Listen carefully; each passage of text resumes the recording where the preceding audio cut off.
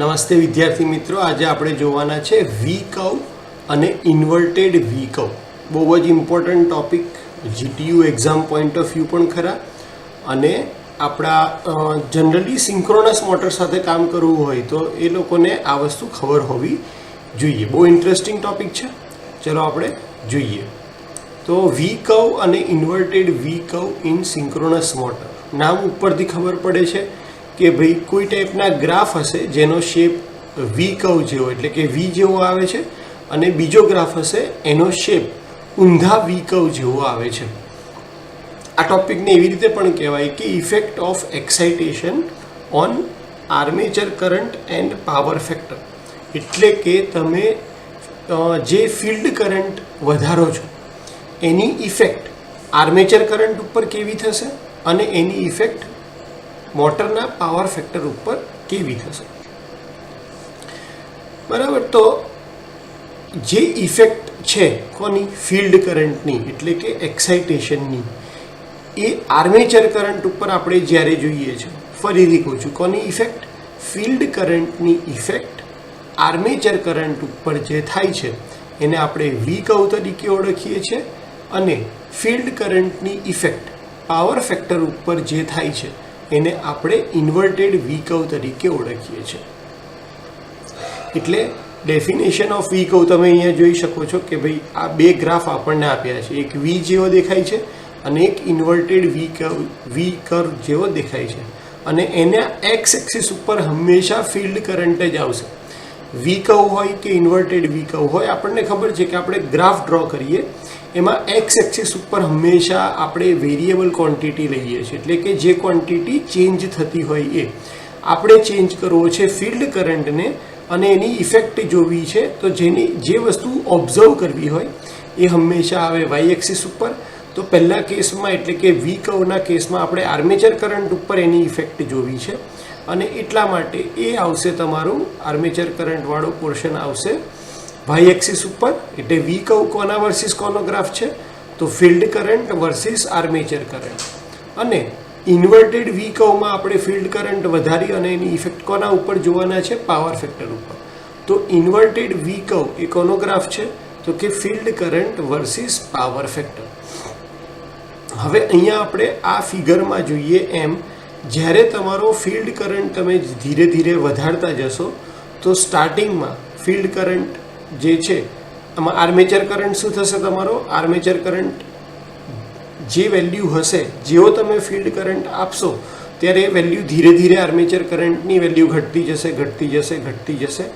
એક પોઈન્ટ આવશે જ્યારે આર્મેચર કરંટની વેલ્યુ મિનિમમ આવી જશે, એટલે કે ખૂબ જ ઓછી, અને ત્યારબાદ આર્મેચર કરંટની વેલ્યુ જે છે એ ધીરે ધીરે વધવા લાગશે. તમે ઓબ્ઝર્વ કરશો તો જ્યારે આર્મેચર કરંટની વેલ્યુ ઘટતી હોય છે એ ફેઝ તમારો લેગિંગ પાવર ફેક્ટર છે. ત્યારબાદ યુનિટી પાવર ફેક્ટર થાય ત્યારે તમારા આર્મેચર કરંટની વેલ્યુ મિનિમમ આવી જાય છે, અને યુનિટી બાદ લીડિંગ પાવર ફેક્ટર ઉપર આર્મેચર કરંટની વેલ્યુ વધતી જાય છે. આપણે ઇફેક્ટની વાત કરીએ કે ભાઈ ફિલ્ડ કરંટ વધારવાથી આર્મેચર કરંટ ઉપર શું ઇફેક્ટ થાય, તો પહેલાં એનો કરંટની વેલ્યુ ઘટે છે, અને પછી એક પોઈન્ટ પછી આર્મેચર કરંટની વેલ્યુ વધી જાય છે.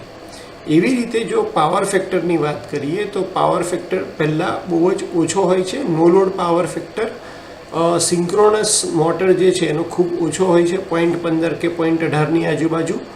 જેમ જેમ તમે ફિલ્ડ કરંટ વધારતા જશો, જેમ તમે ફિલ્ડ કરંટ વધારતા જશો એમ તમારો પાવર ફેક્ટર ધીરે ધીરે ધીરે વધતો જશે. એક પોઈન્ટ આવશે જ્યારે એ લેગિંગમાંથી યુનિટી પાવર ફેક્ટર થશે, એ વખતે પાવર ફેક્ટરની વેલ્યુ મેક્સિમમ છે, અને પછી લીડિંગ મોડમાં પાવર ફેક્ટર ધીરે ધીરે ઘટતો જશે.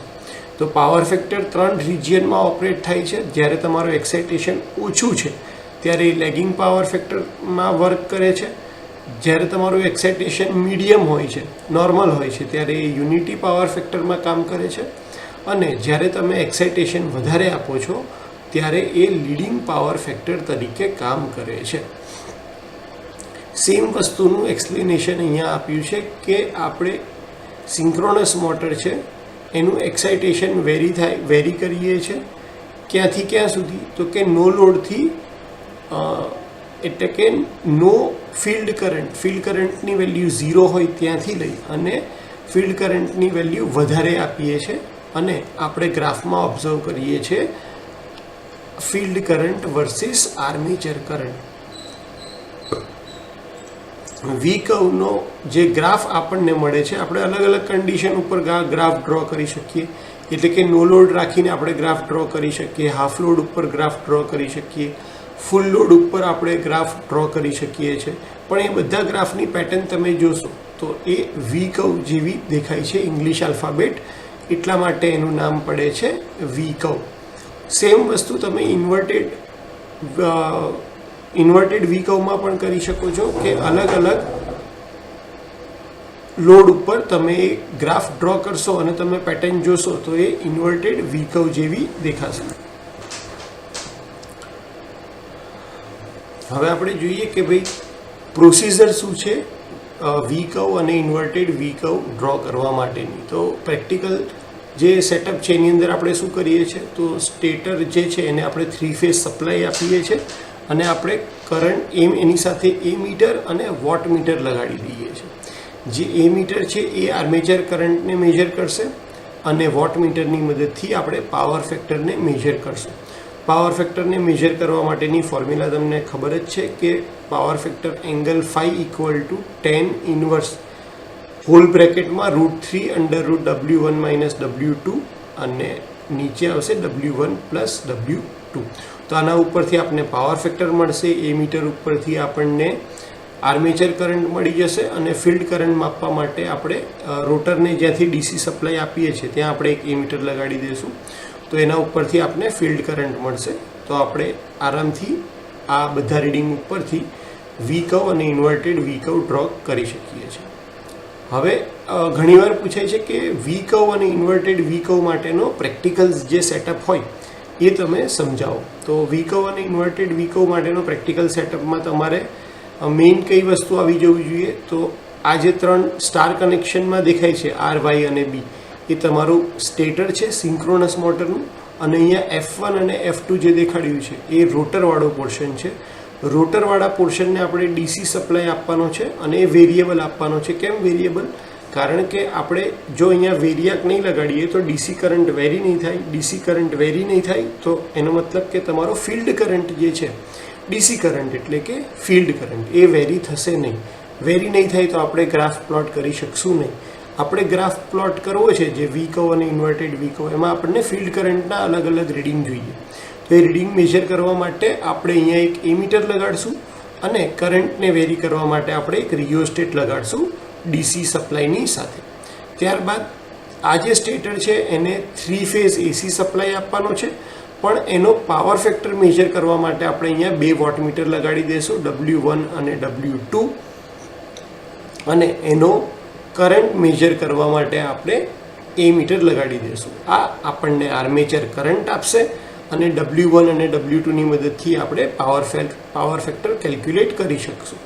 એટલે સૌથી પહેલાં આપણે TPST સપ્લાય ચાલુ કરીશું, એટલે કે સપ્લાય R, Y અને B મળશે સિંક્રોનસ મોટરના સ્ટેટરને, અને ત્યારબાદ આપણે ધીરે ધીરે ડીસી સપ્લાય વેરી કરતા જશું અને એની ઇફેક્ટ ઓબ્ઝર્વ કરશું આર્મેચર કરંટ અને પાવર ફેક્ટર ઉપર. અને એટલા માટે આપણે પ્રેક્ટિકલ સેટઅપ છે એટલે ઓબ્ઝર્વેશન ટેબલ આપણે બનાવશું.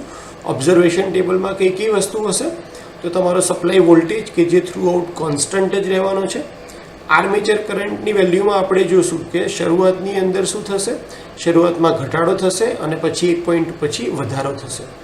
વોટમીટરના રીડિંગ W1 અને W2 ઉપરથી આપણને પાવર ફેક્ટરની વેલ્યુ મળશે. ફિલ્ડ કરંટમાં આપણે ધીરે ધીરે વધારો કરશું અને W1 અને W2 ઉપરથી આપણે પાવર ફેક્ટર cos phi અહીંયા કેલ્ક્યુલેટ કરીને લખશું. આર્મેચર કરંટ વર્સિસ ફિલ્ડ કરંટનો જે ગ્રાફ છે એ વી કર્વ તરીકે ઓળખાશે અને પાવર ફેક્ટર વર્સિસ ફિલ્ડ કરંટનો જે ગ્રાફ છે એ ઇન્વર્ટેડ વી કર્વ તરીકે ઓળખાશે. અને છેલ્લે તમે જ્યારે આ રિઝલ્ટ ઉપરથી ગ્રાફ પ્લોટ કરશો ત્યારે ગ્રાફ કંઈક આવો તમને દેખાશે. તો હોપ કે તમને ખ્યાલ આવી ગયો હશે કે વી કર્વ અને ઇન્વર્ટેડ વી કર્વ કોને કહેવાય, એનું થિયરી શું છે, અને જો એક્ઝામમાં પ્રેક્ટિકલ સેટઅપ પૂછાય તો પણ તમે આ પ્રેક્ટિકલ સેટઅપ ડ્રો કરી અને વસ્તુને સમજાવી શકો છો. તો આટલી વાર મને શાંતિથી સાંભળવા માટે થેન્ક યુ સો મચ.